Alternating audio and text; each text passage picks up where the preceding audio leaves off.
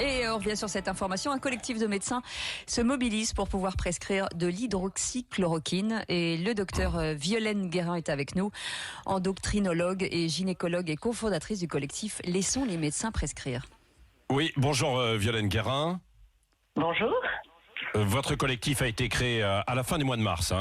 C'était après la publication d'un ensemble de décrets qui limitaient la liberté de prescription de l'hydroxychloroquine. On en a déjà beaucoup parlé.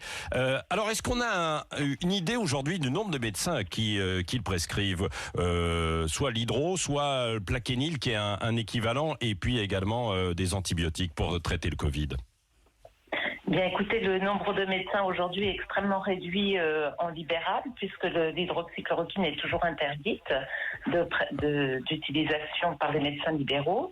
Et puis, il y a également l'azithromycine, qui est un antibiotique qui est associé et qui est souvent utilisé dans la prescription pour traiter des pneumonies, qui est en quasi-rupture et en tension sur tout le pays, puisque l'État a contingenté ce médicament, c'est-à-dire qu'il n'est plus très peu accessible pour les médecins libéraux également. Donc on a comment faites-vous On a un très gros problème aujourd'hui parce qu'on a dit aux Français qu'il n'y avait pas de traitement du Covid-19, alors qu'il y a au moins 2 traitements du Covid-19 quand on le traite de façon précoce, à savoir l'azithromycine seule et l'azithromycine associée à l'hydroxychloroquine. Nous venons de publier une étude qui confirme beaucoup de données, non seulement françaises, puisqu'il y a l'équipe effectivement du professeur Raoult, dont on a beaucoup parlé en France, qui a mis au point ce traitement, mais dans le monde, énormément d'équipes permettent le soin des patients. Donc tout à l'heure, j'entendais que vous parliez de surdité du gouvernement. Il y a aussi de la surdité effectivement au niveau du soin, et c'est extrêmement grave parce que ça fait peur aux Français, et il s'est passé une catastrophe sanitaire qui n'aurait jamais dû se passer. Oui, c'est vrai. Alors, nous en parlons aussi parce que Martine Vonner, députée de La République En Marche, qui a critiqué le gouvernement justement parce qu'on ne laisse pas utiliser l'hydroxychloroquine, elle a été exclue hier. Elle-même est médecin et elle conseille évidemment aussi de prendre ce cocktail pour tenter de se soigner.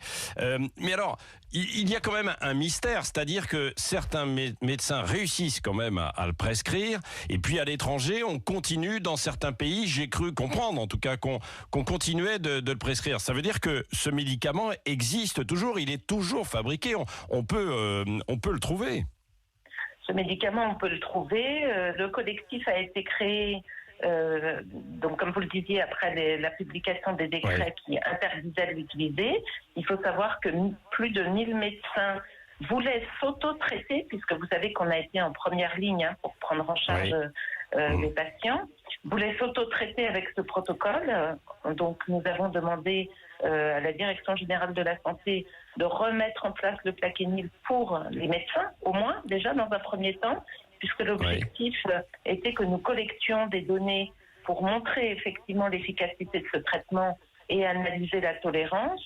Et tout ceci s'est rendu tout à fait impossible, alors que le laboratoire Sanofi était prêt à nous mettre à disposition ce médicament. Donc là, il y a des choses qui sont assez incompréhensibles, et il va falloir effectivement analyser un peu tout ce qui se passe, parce qu'on crée des psychoses, on crée des cauchemars. Même j'entendais votre reportage là tout à l'heure sur les enfants. C'est vraiment insensé ce qui est en train de se passer. Et voilà.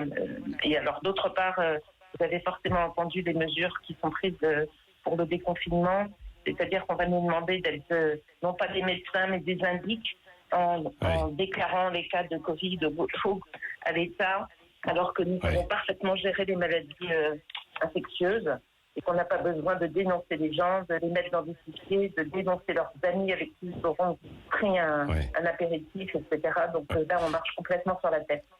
Oui. Est-ce que, Violaine Guérin, vous avez l'impression que, dans votre collectif, il y a eu 1200 médecins, pour l'instant, qui ont adhéré, à peu près, c'est ça? Alors, il y en a de plus en plus tous les jours, et j'appelle les médecins à se connecter sur stopcovid19.today et à continuer de nous rejoindre.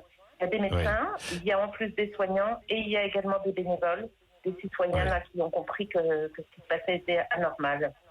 Oui. Est-ce que les autres qui ne viennent pas ont peur d'être sanctionnés par les conseils de l'ordre? Parce que c'est ce qui vient de se passer en Charente-Maritime.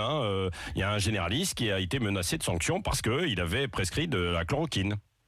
Nous avons plein de témoignages, effectivement, de médecins qui sont menacés par les conseils de l'ordre. Et les gens qui rejoignent le collectif, il faut que le collectif se fasse connaître, bien entendu. L'objectif du collectif, à l'origine, c'était de conduire cette étude, puisque les premières communications de l'équipe du professeur Raoult ont mis en évidence un effet potentiel. Il faut toujours confirmer. Mais l'État n'a pas mis en place les études qui pouvaient confirmer ce que préconisait le professeur Raoult, c'est-à-dire un traitement en phase précoce dès les premiers symptômes. Donc le collectif, il a été créé pour ça. Mais aujourd'hui, de plus en plus de médecins, bien entendu, le rejoignent, ce collectif. Et je pense que entre atteinte à la liberté de prescription et transformer les médecins en des indicateurs, là, je crois que de plus en plus de monde, effectivement, va se manifester. Merci, docteur Violaine Guérin. On renverra en fait aussi les coordonnées. Laissons les médecins prescrire. On va mettre ça sur les réseaux sociaux, même si on sait que ça existe déjà beaucoup. Mais on suivra, parce que évidemment, ce n'est pas terminé cette lutte contre le Covid et tous les moyens de traitement sont sans doute à étudier en fait de près. Merci à vous d'avoir été avec nous ce matin sur Sud Radio.